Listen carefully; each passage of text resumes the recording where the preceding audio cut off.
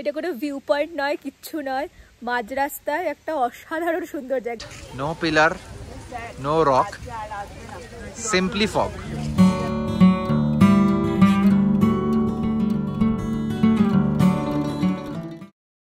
Good morning, day 3 from Kodaikanal.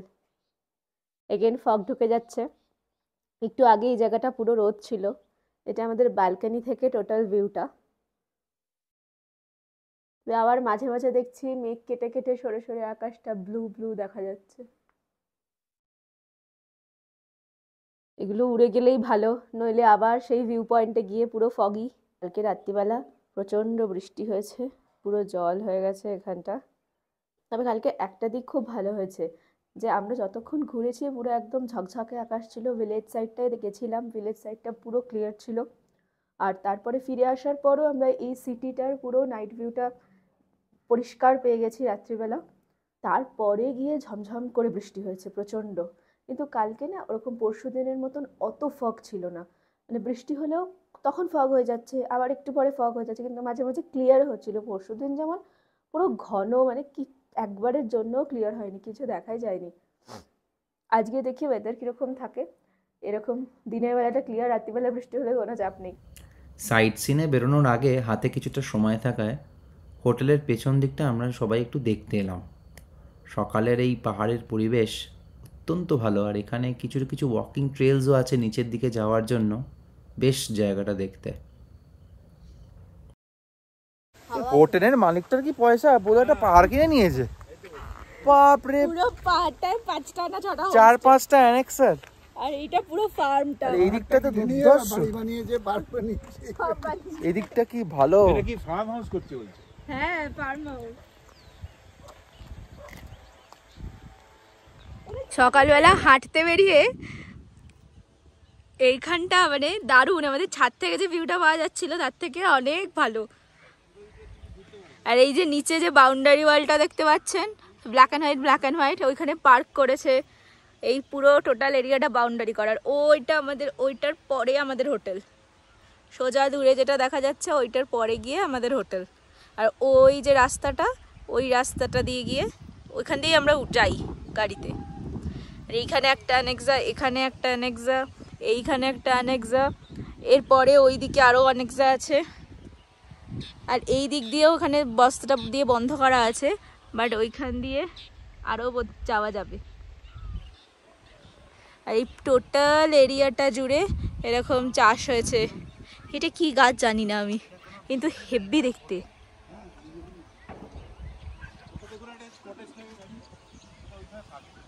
হ্যাঁ, এইটা মনে হয় না হোটেল, এটা মনে হচ্ছে বাড়ি, যেখানে দুটো গাড়ি দাঁড়িয়ে আছে। হ্যাঁ, এটা বাড়ি। এখন হোটেলে ফিরে যাচ্ছি, গিয়ে ফ্রেশ ট্রেশ হয়ে আজকে ডে 3 ট্যুরে বেরোবো। ডে 3 ট্যুরে আমরা প্রথমেই এখন যাচ্ছি পিলার রকে। বেসিক্যালি এই পিলার রকগুলো 8 কিলোমিটার ডিস্টেন্সে আছে কোদাইকানাল লেকের থেকে। আর 3খানা বিশাল বিশাল বোল্ডার বেসিক্যালি পরপর দাঁড়িয়ে একটা দারুণ ভিউ ক্রিয়েট করেছে। প্রত্যেকটা রকের অলমোস্ট 400 ফিট করে হাইট, যেটা একটা অপার্থিব সৌন্দর্য তৈরি করে। View point name is pillar rock. এটা third attempt to watch this, but no pillar, no rock, simply fog. এখানে একটা ঝর্ণা আছে। ঝর্ণাটা পাওয়া গেছে, তাও এটাই উড়ে গেলে একটু ওর, একটু ওর, জলদি ওর, জলদি ওর ভাই।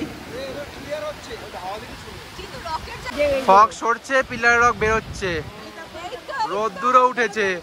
আজকে ভাগ্য ভালো, এবং এটা খুব ভালো দেখতে, এটা দারুণ দেখতে।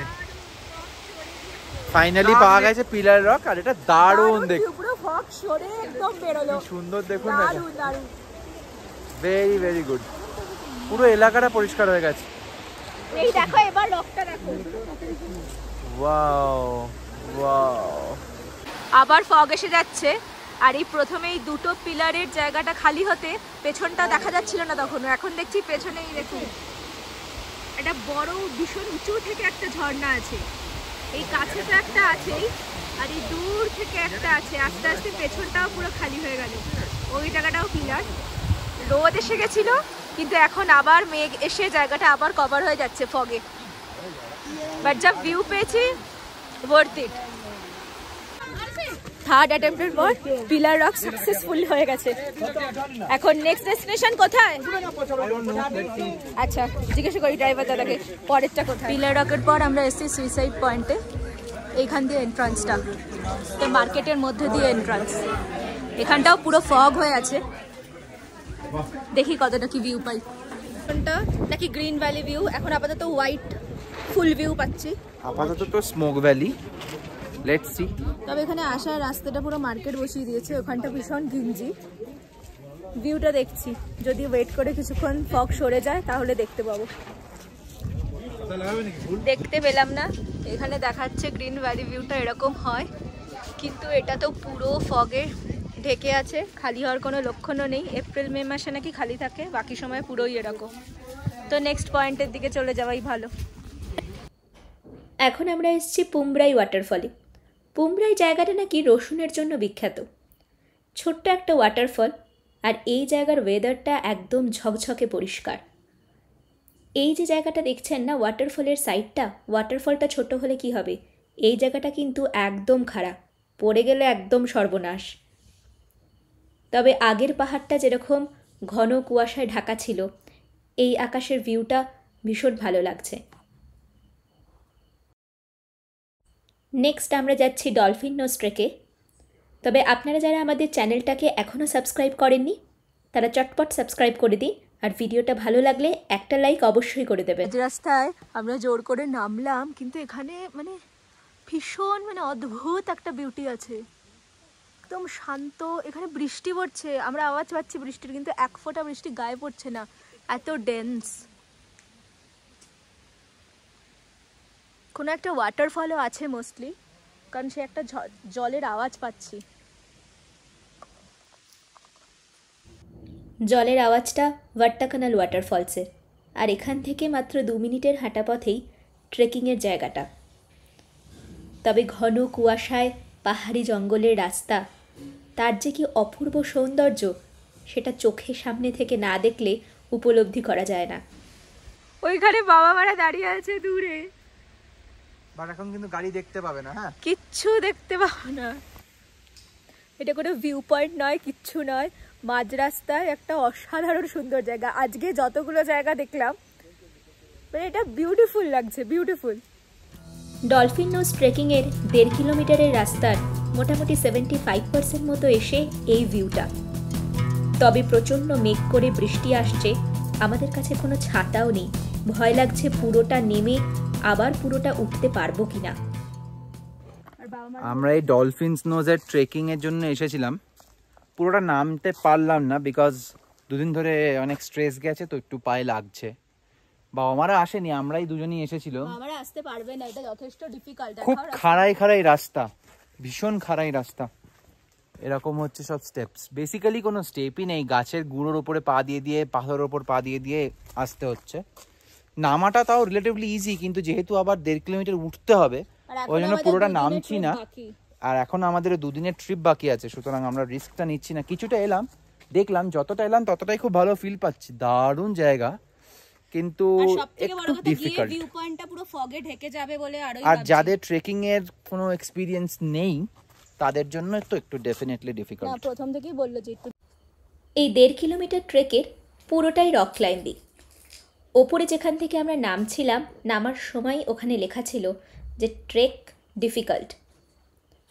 নামতে প্রচণ্ডই অসুবিধা হয়েছে, তার কারণ যেহেতু বৃষ্টি পড়ছে, পুরো ফগি, তো পাথরগুলো বেসিক্যালি প্রচণ্ড হরকাচ্ছিল। গাছের গুঁড়িগুলো তাও ঠিক আছে, এখন ওঠার পালা, আর ওঠার রাস্তাটাও প্রচণ্ড দমের কষ্ট হচ্ছে। আর মোস্ট ইম্পর্ট্যান্টলি আমাদের তো কোনো ট্রেকিংয়ের কোনো এক্সপিরিয়েন্সই নেই। প্রথম অ্যাটেম্পটাই আমরা নিয়েছি একটা অ্যাডভেঞ্চারাস ট্রেকে, যদিও সেটা জানতাম না, পরে জানতে পেরেছি যে এই ট্রেকিংটা অ্যাডভেঞ্চারাস ট্রেকিং। বাট এটাও ঠিক যে অফবিট প্লেসেসগুলোই কিন্তু অ্যাকচুয়ালি ভালো হয়। পুরো কোদাইকানালে আমরা অনেক বিউটি দেখেছি, অনেক ভিউজ পেয়েছি, সবই ঠিক আছে, বাট এই অফবিট প্লেসের এসেন্সটা কিন্তু অ্যাকচুয়াল সিটি থেকে 2x বেশি। Something different. Actually close two nature, তো তাই এই জায়গাগুলোর একটা অন্যরকম বিউটি আছে।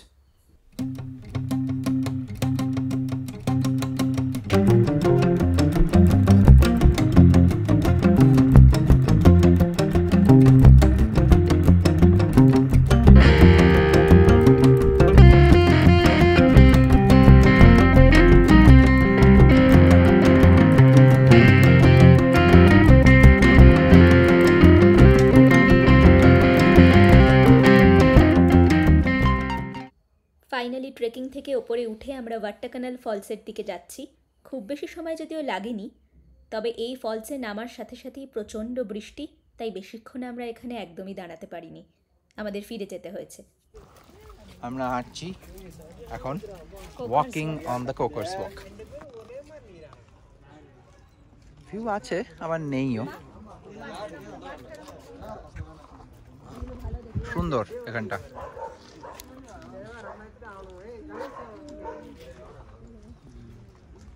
ডলফিনস নোজের পেছন দিকটা এটা পুরোটা খালি থাকলে তো অবভিয়াসলি ভীষণই ভালো লাগতো, but as they say Kodaikanal is foggy, so you can expect this.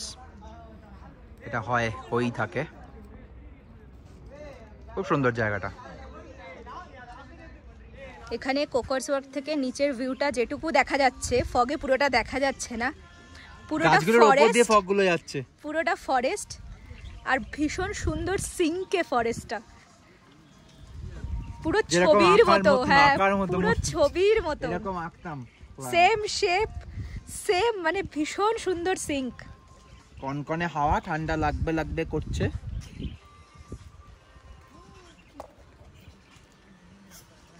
এখানে এখন টেম্পারেচারটা যদি দেখি যে হয়তো 10 আছে কারেন্টলি।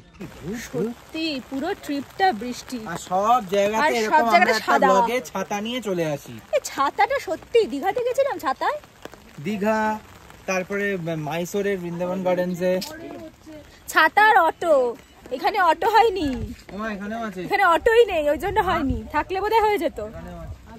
পুরো সাদা, ঢুকলাম যখন কি ভালো, আবার বৃষ্টিটা একটু কমে পুরো ফগ চলে এসছে। কোদাইকানালের সব স্পট দেখা শেষ হয়ে গেছে, এবার লাঞ্চ করে তারপরে ব্যাক টু কোকার্স ওয়াকের পর লাঞ্চ করে আমরা বাড়ি চলে এসেছি।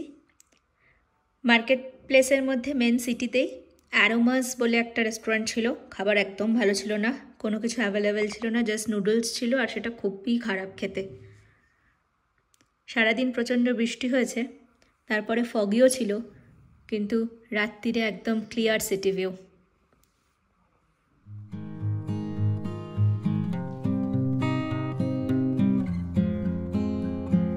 কোদাইকানালের জার্নি আমাদের এখানেই শেষ হলেও আমাদের পুরো ট্রিপ কিন্তু এখনো শেষ নয়। কালকে আমরা কোদাইকানাল থেকে ভায়া মাদুরাই রামেশ্বরম যাব। নতুন ব্লগ আসছে খুব শীঘ্রই, দেখতে হলে পাশে থাকুন। সঙ্গে নিয়ে লাইক, শেয়ার এন্ড সাবস্ক্রাইব।